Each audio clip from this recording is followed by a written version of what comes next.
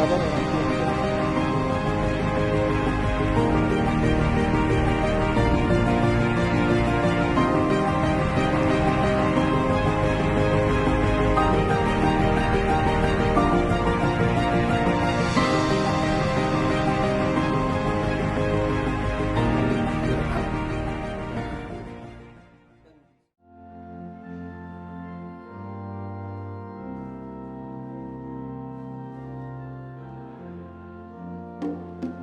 Naing masinondang ngoluku diigil Yesusi manang di dia peau tok tok huingoti tiur marsinondang idoni igil ni Yesus tok tok sinondang panondang doa tutu. Shalom Bapak Ibu, Saudara-saudari yang dikasihi Tuhan Yesus Kristus. Marilah mempersiapkan diri untuk mendengarkan renungan pada hari ini, Rabu 5 Maret 2025. Marilah kita berdoa. Kasih karunia dan damai sejahtera dari Allah Bapa Tuhan kita dan dari anaknya Tuhan Yesus Kristus menyertai kamu sekalian. Amin. Kita akan mendengarkan pembacaan firman Tuhan yang menjadi nats renungan pada hari ini. Ayat harian kita hari ini, 5 Maret 2025, diambil dari Matius 5 ayat 16. Demikianlah hendaknya terangmu bercahaya di depan orang, supaya mereka melihat perbuatanmu yang baik dan memuliakan Bapamu yang di surga. Demikianlah firman Tuhan. Bapak, Ibu, dan saudara-saudari yang dikasihi Tuhan Yesus Kristus, Tuhan Yesus memerintahkan kita agar kita menjadi terang di tengah dunia yang penuh dengan kegelapan ini. Kita memahami bahwa terang diperlukan di tempat yang gelap. Terang menjadi berdampak dan berguna ketika dia berada di ruangan atau di tempat atau situasi gelap. Tetapi bila tempat yang lebih bercahaya lalu kita datang sebagai terang, nampaknya dampak sebagai terang itu tidak terlalu terasa. Karena itu jika Tuhan Yesus memerintahkan kita hendaklah menjadi terang dunia, itu berarti dunia tempat kita tinggal ini adalah di dalam kegelapan. Dunia penuh dengan kegelapan, kejahatan, iri hati, kebencian, dan banyak perbuatan lainnya. Inilah yang menjadikan dunia penuh dengan kegelapan. Dan firman Tuhan hari ini yang bagian dari khotbah di bukit mengajarkan kita untuk menjadi terang, untuk membawa dampak yang baik, untuk menyirnakan atau menghilangkan kegelapan.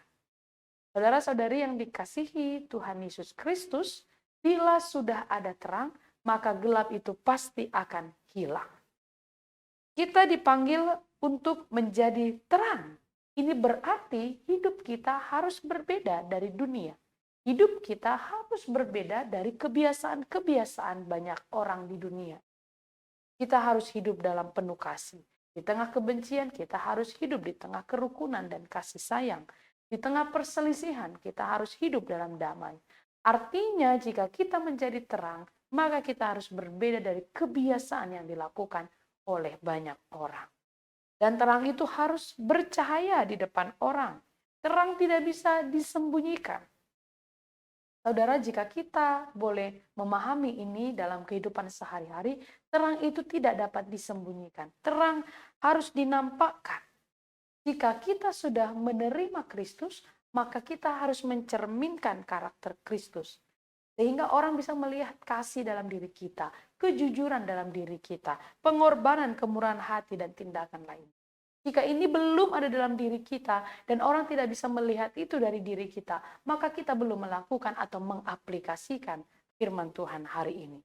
Dan yang terakhir, tujuan kita untuk menjadi terang adalah memuliakan Tuhan. Bukan untuk memuliakan diri kita sendiri, bukan untuk memuji diri kita sendiri, atau kita mencari pujian banyak orang ketika kita berlaku baik. Bukan sama sekali. Karena jika kita melakukan itu, maka kita sesungguhnya bukan menjadi terang. Menjadi terang tujuan yang paling penting sesuai dengan firman Tuhan hari ini adalah untuk memuliakan Tuhan. Dikatakan bahwa agar terangmu bercahaya dan memuliakan Tuhan. Perbuatan baik yang kita lakukan adalah untuk memuliakan Tuhan.